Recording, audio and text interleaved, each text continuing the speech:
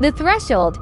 2157 present timeline. The rain fell upward in New Seattle, defying gravity in the upper districts where the rich paid for atmospheric processors. Cassandra Vale stood at the edge of the Meridian Tower's observation deck, watching the water droplets rise toward invisible barriers, and thought about the nature of choice. "You're thinking too loud," a voice said behind her. "I can hear it from here." She didn't turn. "Thought patterns aren't audio, Reeves. Yours are?" Detective Marcus Reeves stepped beside her, his augmented eyes catching the city's neon in infrared.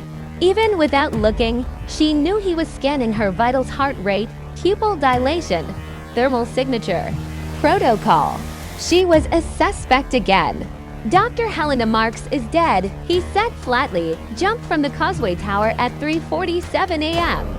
43 stories. Very theatrical for a suicide. "I heard." Cassandra watched the rain.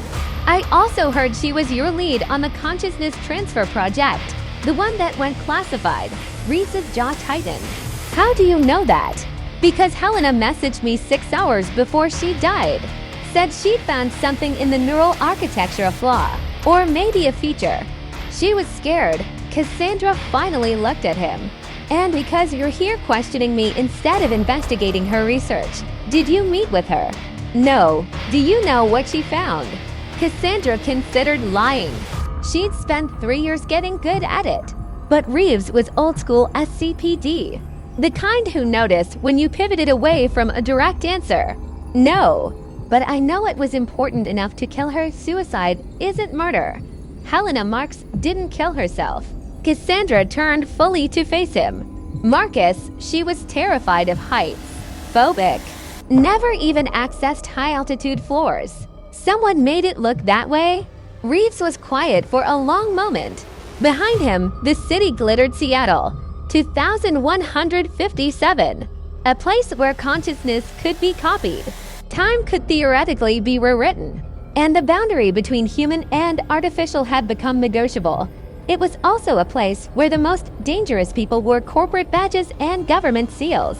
"I'm putting you in protective custody," Reeves said finally.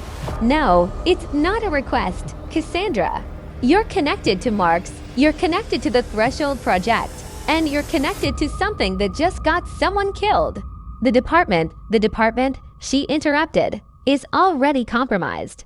If I go into custody, whoever did this knows exactly where to find me. Then what do you suggest?" Cassandra looked back at the rain falling upward, at the impossible physics the wealthy paid to engineer. "I suggest we find out what Helena found.